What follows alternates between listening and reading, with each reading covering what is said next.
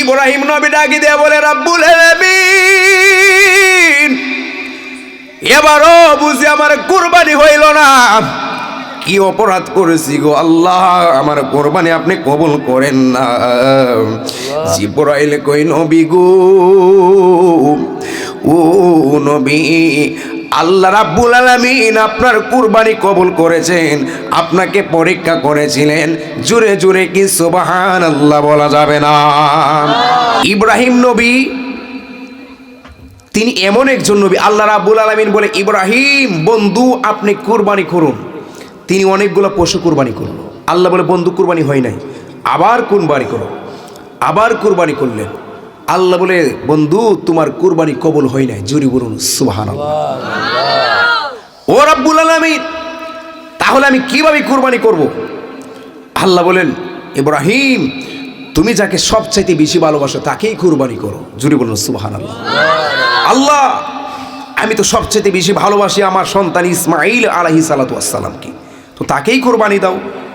এখানে যদি আমরা যারা বাবার সন্তান আছি, আমাদের বাবা যদি বলতো, বাবা রে আমি স্বপ্নে দেখছি তোর কুরবানি করি, আমি বললাম, বাবা ভালোই, মাথা নষ্ট হচ্ছে, আপনি শেষ বয়সে আর কোনো কাজ পান না, আমার কুরবানি করবেন। কথা বলুন, কথা বলুন, ঠিক কিনা বলুন? নবীর সন্তান তো নবীর মতো হয়। বাপ যদি ভালো হয়, সন্তান ভালো হয়। গাছ ভালো হলে ফল ভালো হবে এমনিতেই। নবীর ছেলে ডাইরেক্ট নবী। কথা বলুন, ঠিক কিনা বলুন? তো যখন বলছিল, বাবা আমি তো স্বপ্ন দেখলাম তোমাকে কুরবানি করেছি, তখন তিনি কি বলেছিলেন? সাতাজিদুনি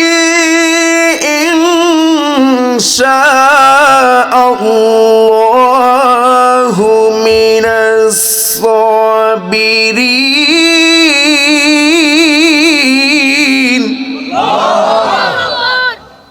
বাবা আল্লাহ চাহে তো আমাকে ধৈর্যশীলদের অন্তর্ভুক্ত পাবেন। জোরে বলুন সুবহানাল্লাহ। বাপ যেমন সন্তান তেমন। ফালাম্মা, বিশাল বড় ঘটনা, আপনারা সবাই জানেন, কমন ঘটনা, তারপরে আমার নবীর শান বের করব। ফালাম্মা আসলামা ওয়া তাল্লাহু লিল জাবিন, যখনই ওনাকে শোয়ানো হলো জবাই করার জন্য, কুরবানি করার জন্য, ওনার চোখ খুলে নাই, তখনই আল্লাহ রাব্বুল আলামিন ডাকি দিয়ে বলে, জিবরাইল, ও জিবরাইল, যাও যাও আমার বন্ধুর কাছে তুমি চলে যাও। আমার বন্ধু ইব্রাহিম খলিলুল্লাহ ইব্রাহিমের কাছে তুমি চলে যাও। আমার বন্ধু আমার প্রেমে ফানা হয়ে গেছে, আমার প্রেমে একবার বিলীন হয়ে গেছে। ও জিবরাইল, তুমি জান্নাত থেকে একটা জন্তু, একটা পশু নিয়ে যাও। এই পশুটারে সূর্যের নিচে শোয়া আর আমার ইসমাইলকে টান দিয়ে ওটায়া সরাইয়া দিবা। জোরে জোরে কি সুবহানাল্লাহ বলা যাবে না? যখনই কুরবানি করলো, রক্ত ওনার হাতের মধ্যে লাগে না। যেই মাত্র ইসমাইলকে উঠায়া পশুটারে শোয়া দিল, ওনার হাতের মধ্যে যখন রক্ত লাগলো, উনি কনফার্ম নিশ্চিত হয়ে গেছে। চক্ষুটা কুল্লা দেখে ইসমাইল এক পাশে দাঁড়িয়ে রইলেন, পশুটা কুরবানি হয়ে গেছে। ইব্রাহিম নবী ডাকি দিয়ে বলে, রাব্বুল আলামিন, এবারও বুঝি আমার কুরবানি হইল না। কি অপরাধ করেছি গো আল্লাহ, আমার কোরবানি আপনি কবুল করেন না। জিবরাইল কই, নবী গো,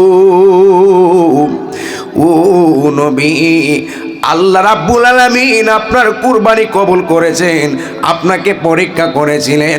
জোরে জোরে কি সুবহানাল্লাহ বলা যাবে না?